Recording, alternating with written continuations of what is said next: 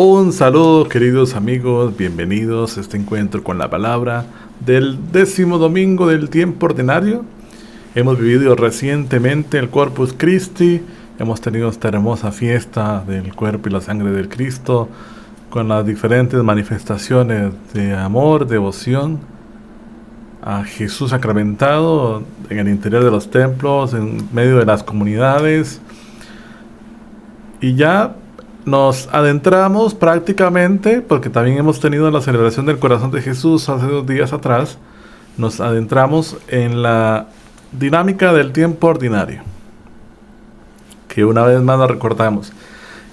El tiempo ordinario no lo remite a ser un tiempo ordinario, obsoleto, no es una palabra peyorativa en cuanto al tiempo litúrgico. Es el tiempo del discípulo que camina con su maestro, que está en el día a día con su maestro. Podríamos decir, es la cotidianidad del cristiano con su maestro. Y parece que el Evangelio de este domingo nos cae justamente en esta dinámica de la cotidianidad, de volvernos familia, esa cercanía con Jesús, esa identificación. Entonces, este tiempo, que es el tiempo de la cotidianidad con el Maestro, no lo puede pasar por alto.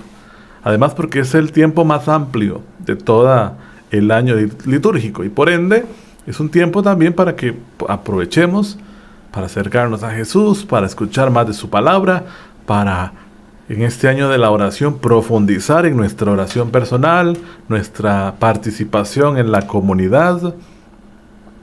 Y bueno, este domingo el Evangelio de Marcos se nos presenta como un escenario ideal para nuestra reflexión. Marcos, capítulo 3, versículos 20 al 35, es el Evangelio de este domingo. ¿Qué les parece si iniciamos con un canto, escuchamos el Evangelio y volvemos a la reflexión aquí en este encuentro con la palabra, retomando ya el tiempo ordinario? Bienvenidos a todos, gracias por estar con nosotros. Comunicadoras Kairi Márquez. Estación Cero. Tal vez mañana no amanezca, tal vez las flores no florezcan, pero si tú estás conmigo, tengo agua que refresca. Hoy el futuro es incierto y el ayer ya tuvo su tiempo. Enséñame a vivir el hoy, porque el hoy es lo que tengo.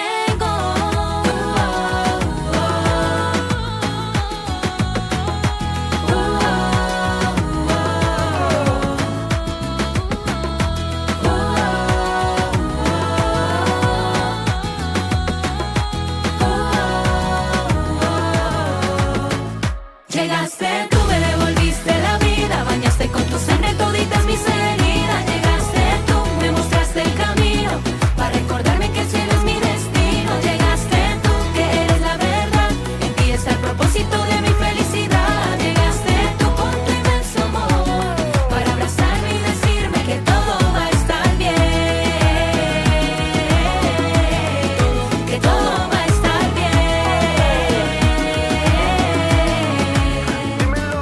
Hoy miraré con tus ojos al que está a mi lado. Y daré con tu amor al que me has confiado. Alejo la tristeza, sembrando alegría. Y gritaré al cielo, gracias por la vida. Cuando el mundo caía en tristeza y desolación, cuando pensábamos que ya no había solución, cuando los sueños se quedaban en la habitación y esperábamos con ansia que saliera el sol.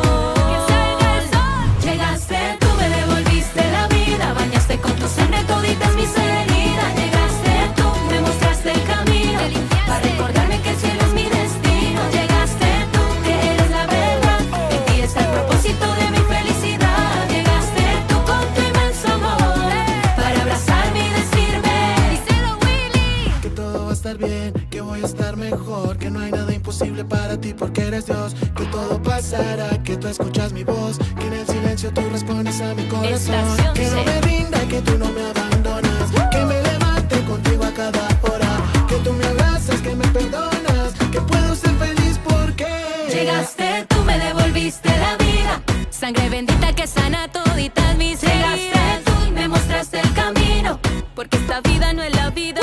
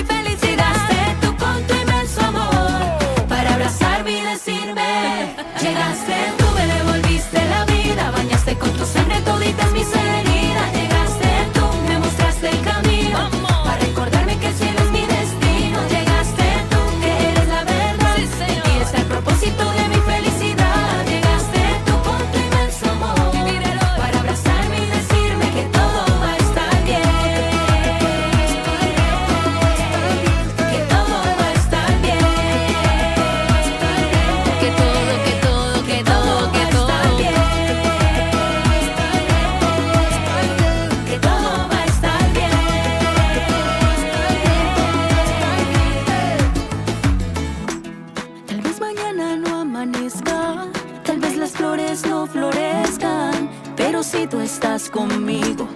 Tengo agua que refresca.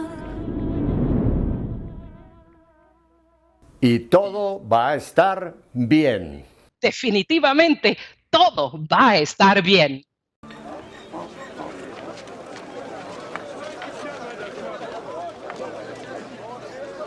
Jesús entró en una casa y de nuevo se juntó tanta gente que ni siquiera podían comer él y sus discípulos. Cuando sus familiares lo supieron, fueron para llevárselo, porque pensaban que estaba fuera de sí.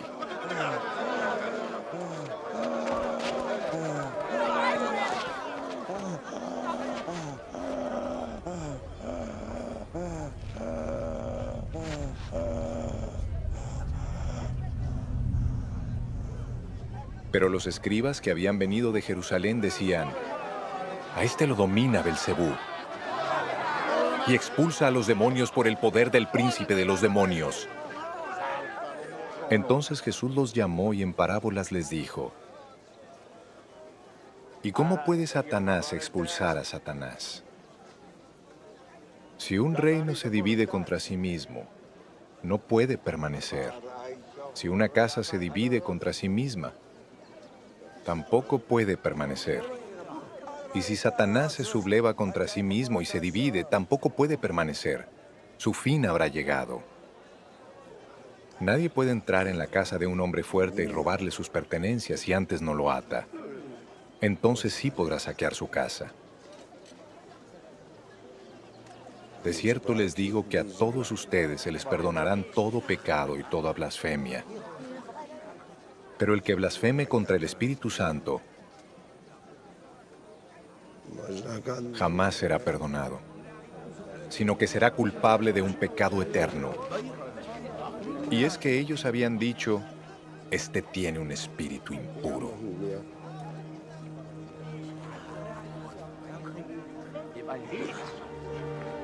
Llegaron entonces la madre y los hermanos de Jesús, pero se quedaron afuera y mandaron a llamarlo. La muchedumbre sentada a su alrededor le dijo: tu madre, tus hermanos y tus hermanas están allí afuera y te buscan. Jesús le respondió: ¿y quién es mi madre y mis hermanos?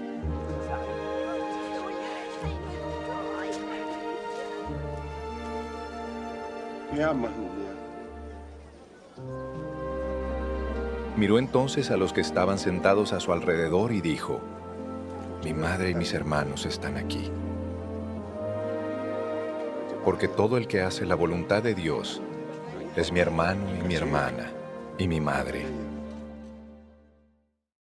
Y bien, queridos amigos, tendríamos que hacer una pequeña parada por las lecturas que vamos a tener el fin de semana. Ciertamente nuestro programa se basa en el Evangelio, pero no está de más también poder acercarnos a la realidad que también nos presentan las otras lecturas de este domingo.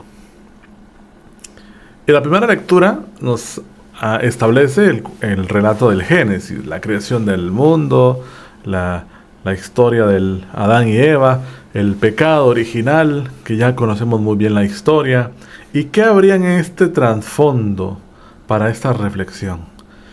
Génesis, dentro de este relato mítico que nos cuenta la creación y lo que ha sido el pecado, nos manifiesta que en el hombre empezó a haber una división. Todo era armonía y el hombre sintió en su corazón esa capacidad de dividirse, de perder esta armonía. Y el pecado justamente es eso, es romper esa armonía con Dios, esa plenitud, esa relación con Dios, empezar a desquebrajarse. Y el hombre en su corazón frágil y limitado se dejó llevar por muchas experiencias que lo alejaron de Dios, que en el relato del Génesis sabemos que se establece con este árbol del bien y el mal, la manzana, el tentador, pero que al final nos tiene que dejar el entendimiento de que más que un relato literal de cómo ocurrieron las cosas, es el corazón del hombre que ha querido dividirse, romper esa armonía con Dios, pretender ser Dios, vivir una supuesta libertad. Y por eso Jesús vino al mundo, porque el ser humano en la búsqueda de su aparente libertad perdió su libertad, se dejó esclavizar por el pecado. Y por eso Jesús ha tenido que venir al mundo, porque Jesús ha venido al mundo a devolverle al ser humano la libertad que había perdido, porque se hizo esclavo de sus propios deseos, esclavo de su avaricia, esclavo de su egoísmo, esclavo de su deseo de poder. Y lo podemos leer en todo el relato del Antiguo Testamento, donde incluso aquellos reyes del pueblo de Israel pecaron contra Dios ante el deseo, ante esa hambre absoluta de poder. Y hoy nosotros tendríamos que decir que a lo largo de la historia del ser humano hemos visto diferentes manifestaciones de cómo el hombre ha entrado en esa decadencia por la búsqueda exhaustiva del poder, la búsqueda exhaustiva de la autorreferencia, por supuesto siempre queriendo sacar a Dios. Lo que vivimos actualmente en nuestra sociedad moderna no es nuevo, es una realidad que en algún momento histórico también ha sucedido en la búsqueda de la autorreferencialidad. El hombre como el centro de todo. Dios está muerto, diría Nietzsche, aquel filósofo. Y hoy queremos también en nuestra sociedad decir Dios está muerto, porque al estar muerto ya no me estorba, ya no funge como un criterio y un argumento sólido para responder ante la supuesta dignidad del ser humano, sobre todo de los más necesitados. Y eso es lo que se quiere hoy en muchas esferas de la sociedad como usted y yo lo conocemos, porque el corazón del hombre se ha dividido, se ha separado de Dios. Y aquella frase que escuchamos también de muchas personas mayores, quizás usted y yo lo hemos mencionado, es: la sociedad se ha alejado de Dios. ¿Cómo le falta al ser humano a Dios en el corazón?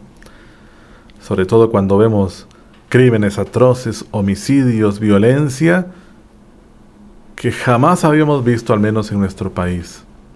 ¿Cómo le falta el hombre acercarse a Dios?